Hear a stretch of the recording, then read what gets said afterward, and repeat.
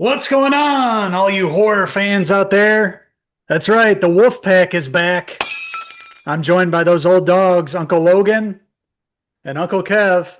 Going on. Me, of course. I'm Uncle Henry, and we've got a great one to talk about tonight with you guys. It's a brand new horror movie directed by Curry Barker, and he's going to go on to do big things from this. I have a feeling, judging by this movie and his directorial debut, I believe, in this one. Is this his Yep. first film? Yeah.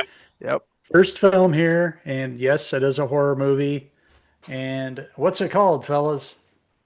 Obsession. Obsession. Nikki? I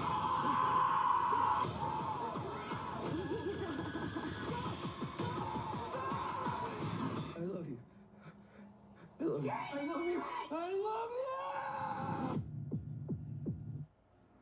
That's right. Those old dogs are back at it tonight. Of course, we got director, writer Curvy Baker back at it. Curry Barker, I'm kidding. YouTuber turned filmmaker. This movie was on a budget of 750,000. Sorry, it made almost 100 million globally.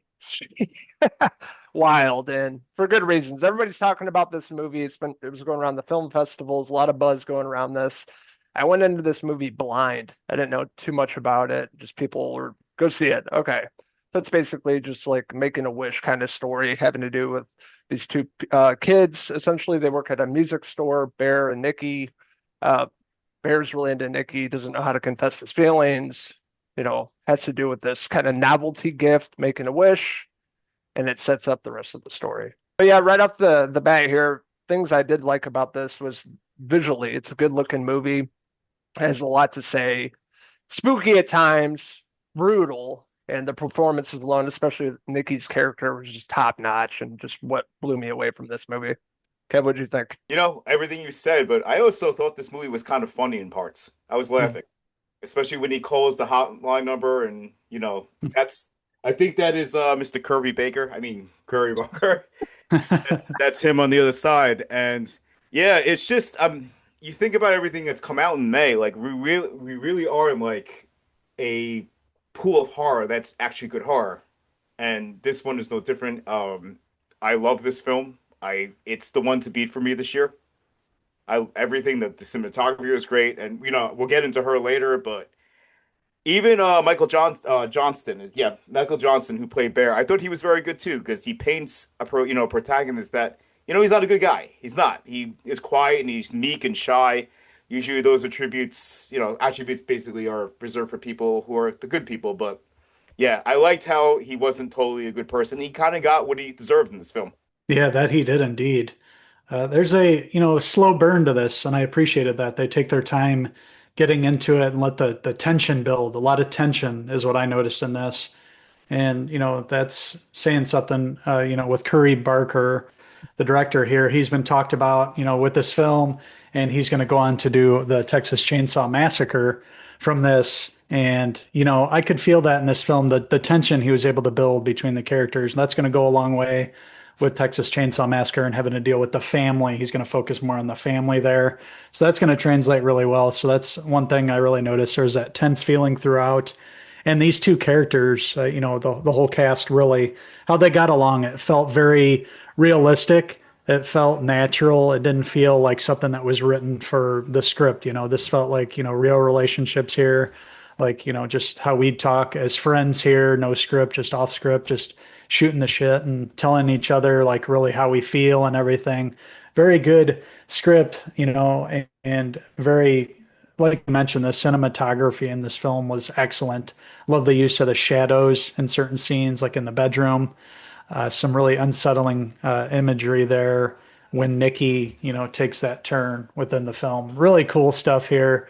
And I love the whole, idea of that novelty. One Wish Willow. I loved how that was kind of in like the novelty shop.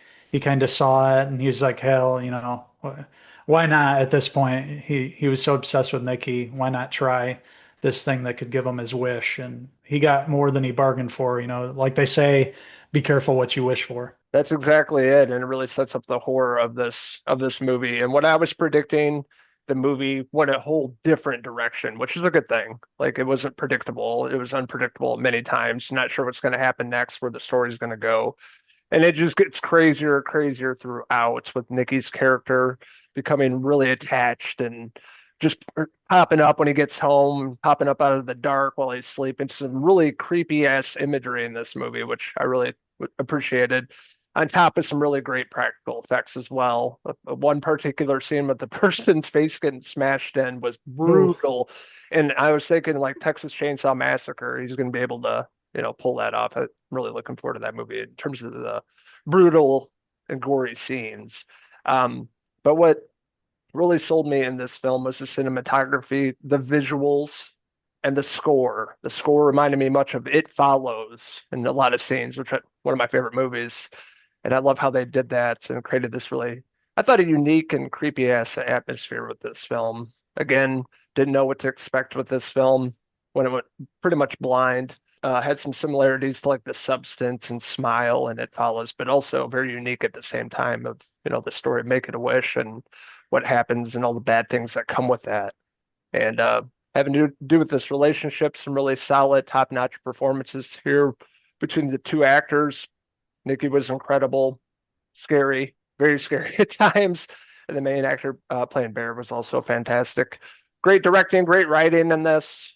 Out the door, I would have gave this a 3.5, but the more I sat on it for like 3 or 4 days, I'd boost my score with this movie. A lot of layers to this. This is a movie I'd rewatch for sure, and had a great time at the cinema checking out Obsession. So that being said, I'm going to give Curvy Baker's Obsession, I'll give it a 4 out of 5. Nikki hair pieces. Yeah. So I'm just gonna start praising the actress behind me. Her name is Indy Navarrete, and the one thing I kind of went in blind with this movie, and one thing I really liked was you can see her fighting behind the, I guess, projection of who she's supposed to be based upon the wish. And there are certain scenes where you can see her trying struggling to get out, and it's an amazing performance. She's funny, and the shadows in the bedroom you were talking about, like everything works because of her. It's unsettling. I have not been unsettled by a female performance since I say Gone Girl. Gone Girl, like with Rosamund Pike, and I hope the Academy can basically put aside their thing against her, and because it's the best performance I've seen in a very long time. I don't care if it's her or anything. It's an incredible performance. And that smile and that scene and what's when they pan down on this scene and she's pissed and shit herself. That was fucking crazy. Uh, Yeah. the ending, which we won't spoil, the ending was ridiculous too, and it's funny. I laughed out loud a lot of times in this movie, but as I said, I'm giving this 5 out of 5 hair pieces. I love this movie. Damn. Yeah. Oh, is Perfect that score for Uncle Kev. Awesome. perfect score? I walked out of this, and it was a Tuesday night when I saw this, and there, theater was pretty packed because the word of mouth is pretty strong in this, and everyone applauded in the theater, including myself. That's saying Yeah. something. Yeah. That is saying. Yes, it is. And I'm going to go see it next Thursday again. Oh, and a repeat view too. I can't wait to see this again, and pick up things that I may have missed on the first viewing. Yeah, this movie definitely has a ton of rewatchability. Yeah, since I've watched it, I've sat with it and thought about it and definitely want to check it out again. It's definitely one that grows on you. And yeah, I went in blind going to see this movie. I saw one trailer before just to kind of know what I was kind of getting into, and I'm glad that they didn't show too much in that. This movie had a lot of surprises up its sleeve, really dark, really goes to some really crazy places that I was just like, wow, unbelievable. Couldn't believe what I was watching. It was awesome. I love what Uncle Curry did with this movie here. And like you mentioned, yeah, the performance from Indy Navarrete there, terrific. Reminded me somewhat from Naomi Scott's performance in Smile. It's Yes. that kind of quality, Yes. yeah, in acting. And I really hope too she gets recognized. But also the actor that played Bear, he did a great job too. Playing off of her. They both really did a terrific job.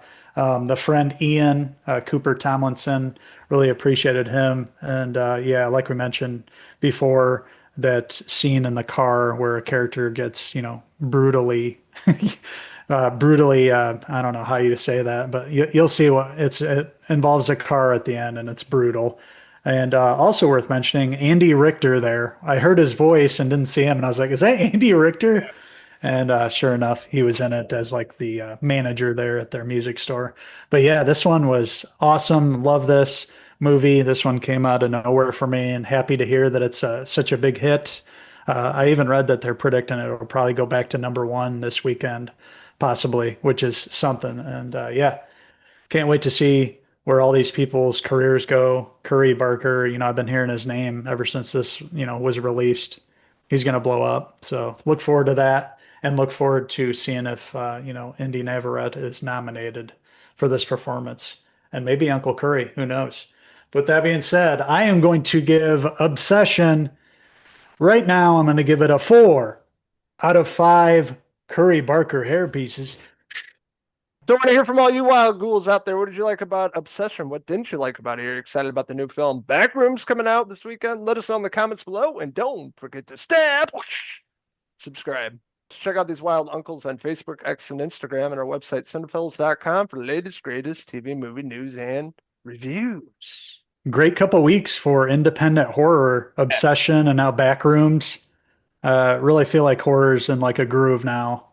And it has been the past couple of years. There's been so many good horror films coming out. Really excited by the rest of the year and Backrooms too. I really have no idea what this is about, but just judging by what I've seen in the brief couple teasers, it looks like it's going to be really creepy and unsettling. And what's down that long hallway? That's what I want to find out. So thank you guys for checking out our review of Obsession.